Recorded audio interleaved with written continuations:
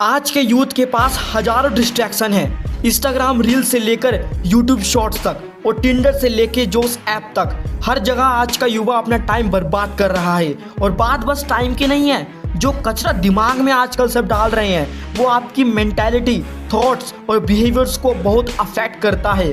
यहाँ तक तो बात फिर भी समझ आती है, पर जब अपने दिमाग में गंदे थॉट्स लाने के बाद आप अपना वीर्य बेफजूल ही बहा देते हो, तब शुरू होती है असली प्रॉब्लम। उस वीर्य के साथ आपके ड्रीम्स और गोल्स भी बह जाते हैं, अंदर की आग खत्म हो जाती है। जो कल तक आप दुनिया बदलने की इच्छा रखते थे, अब बस कोई भी सिंपल सी नौकरी मिल जाए वाला लूजर एटीट्यूड आ जाता है। लाइफ में शेर की तरह जीना है तो ब्रह्मचर्य जीवन अपनाना होगा, नहीं तो भेड़ बकरी की तरह तो सब जी ही लेते हैं। ब्रह्मचर्य का मतलब कुंवारा रहना नहीं है। ब्रह्मचर्य सिर्फ अपने आप को संभोग से दूर रखने का मतलब बस नहीं है। ब्रह्मचर्य के बलबूते एक इंसान अपने आप को एक साधारण आदमी की तुलना में 100 गुना तक ऊर्जावान बना सकता है। क्या आप मानोगे अगर आपको बताऊं कि जो शक्तिमान में दिखाया गया था वह काफ़ी हद तक सच है। ब्रह्मचर्य का पालन करने से इंसान में सच में इतनी ऊर्जा आ जाती है जिसकी बदौलत वह साधारण इंसान से ज़्यादा ताकतवर, ज़्यादा बुद्धिमान, ज़्यादा काम करने में दिलचस्पी दिखाने वाला बन जाता है। अपने कुछ पलों के सुख के लिए आदमी वीर्य को अपने शरीर से निकाल फेंकता है। ऐसा करने से उसे मज़ा तो बहुत आता है, लेकिन उसे यह नहीं पता रहता कि ऐसा करने पर वह कितना कुछ खो रहा है। पुराने ज़माने में साधु संतों के पास इतनी अधिक ऊर्जा उनके शरीर में जमा रहती थी जिसका इस्तेमाल करके वो सामने वाले व्यक्ति को अपने क्रोध से ही भस्म कर देते थे। सोच कर देखो, कोई भी आम व्यक्ति बिना कुछ खाए पिए कैसे जंगलों में कड़ी तपस्या करके अपने आप को जिंदा रख सकता होगा? इसका जवाब ब्रह्मचर्य जीवन ही है।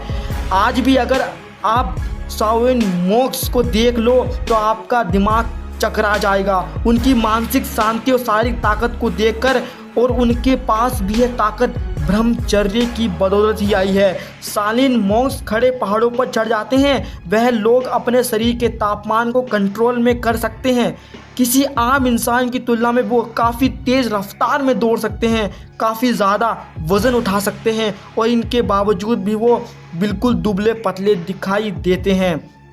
स्वामी विवेकानंद, जो कि पूरे इंडिया की नहीं पूरे वर्ल्ड के लिए एक इंस्पिरेशन है, कितनी छोटी उम्र में दुनिया को अलविदा कह गए थे, लेकिन जैसे उन्होंने अपना जीवन बिताया वैसा कोई नहीं बिता सकता।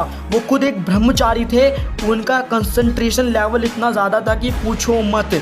किसी भी नई स्किल को थोड़े टाइम में ही सीख लेते थे और ऊर्जा से हमेशा भरे रहते थे। वो कहते थे कि मुझे 1000 नौजवान दे दो और मैं पूरे संसार में एक क्रांति ला दूंगा।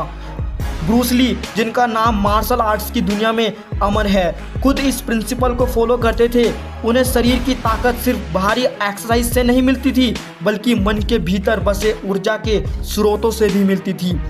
ब्रह्मचर्य होना सिर्फ बिना शादी के जीवन को नहीं कहते। ब्रह्मचर्य होने के 2 तरीके हैं। एक वो तरीका होता है जिसमें व्यक्ति को स्त्री से दूर रखा जाता है ताकि वह अपनी ऊर्जा को संभाल कर रख सके, जिसके बारे में आमतौर पर सभी लोगों को पता है। लेकिन दूसरा ब्रह्मचर्य गृहस्थ ब्रह्मचर्य होता है, जिसमें आदमी शादी करने के बाद सुखपूर्वक रहता है, लेकिन वो सिर्फ भोग विलास में डूबा नहीं रहता।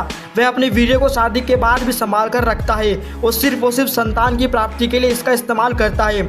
और शोध में यह भी पाया गया है कि जब उस वीर्य संतान का जन्म होता है तो वो इतनी बुद्धिमान होती है जिसका मुकाबला समाज का कोई साधारण बच्चा नहीं कर सकता। जिस वीर्य को आज के ज़माने में सिर्फ शारीरिक सुख के लिए लोग छोड़ देते हैं, उसको इकट्ठा करके एक इंसान अपने अंदर शारीरिक और मानसिक वह बदलाव ला सकता है जिसकी कल्पना नहीं की जा सकती। जय हिंद, वंदे मातरम।